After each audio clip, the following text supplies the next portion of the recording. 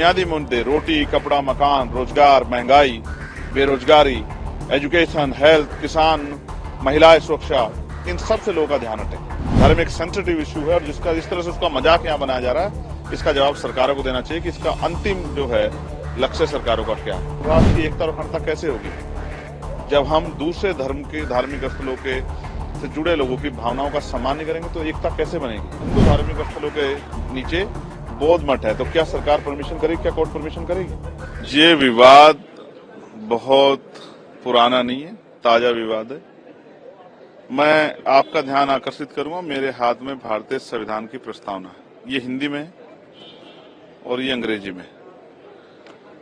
ये संविधान की प्रस्तावना का पाठ अभी 2 दिन पहले इसी देश की सबसे बड़ी पंचायत पार्लियामेंट के सेंट्रल हॉल में हुआ और ये कहा गया कि हमें संविधान के लक्ष्य मूल्यों के साथ खड़े होना है, उसके उद्देश्यों के साथ खड़ा होना है। लेकिन क्या आज सरकारें, कोर्ट अपनी रिस्पॉन्सिबिलिटी को निभा रहे हैं? क्या देश के प्रधानमंत्री, देश के राष्ट्रपति, प्रदेशों के राज्यपाल, प्रदेशों के मुख्यमंत्री, सर्वोच्च न्यायालय के हमारे जज, हमारे हाई कोर्ट के जज, डिस्ट्रिक्ट कोर्ट के जज क्या संविधान के अनुरूप कार्य कर रहे हैं? मैं आपकी जानकारी में ये प्रेम्बल पढ़ूंगा और इसी प्रेम्बल में सब कुछ छिपा हुआ है। जो आपका सवाल है उसका जवाब।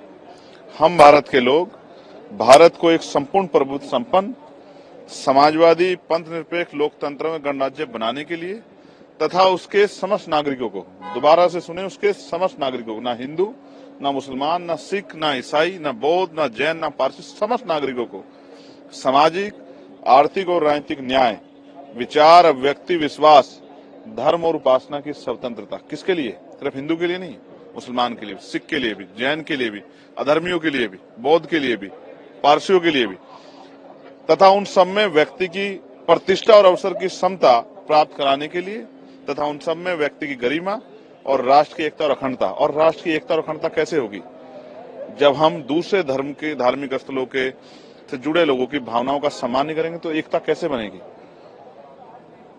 अखंडता सुनिश्चित करने वाली बंधुता बढ़ाने के लिए दृढ़ संकल्प होकर अपनी संविधान सभा में आज तारीख 26 नवंबर 1949 ईस्वी को एतदार द्वारा इस संविधान को अंगीकृत, अधिनियमित और आत्मर्पित करते हैं। अब मेरा सवाल ये है कि क्या प्राइम मिनिस्टर को जो हो रहा है वो नहीं दिख रहा है?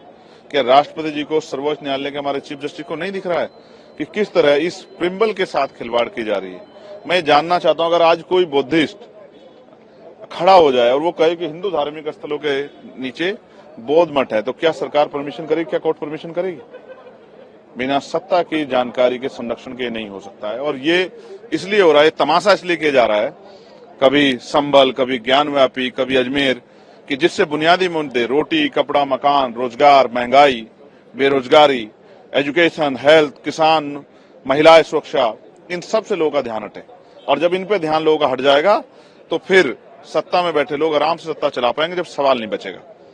धर्म एक सेंसिटिव इश्यू है और जिसका इस तरह से उसका मजाक यहाँ बनाया जा रहा है, इसका जवाब सरकारों को देना चाहिए कि इसका अंतिम जो है लक्ष्य सरकारों का क्या है। मैं ऐसे समय में ये संविधान के प्रिम्बल सभी को याद दिलाना चाहता हूं जो सर्वोच्च पद पर बैठे हैं, कि वो याद रखें देश सबका है और देश में इस तरह का माहौल बनाने के बाद जो अस्थिरता होगी उसका नुकसान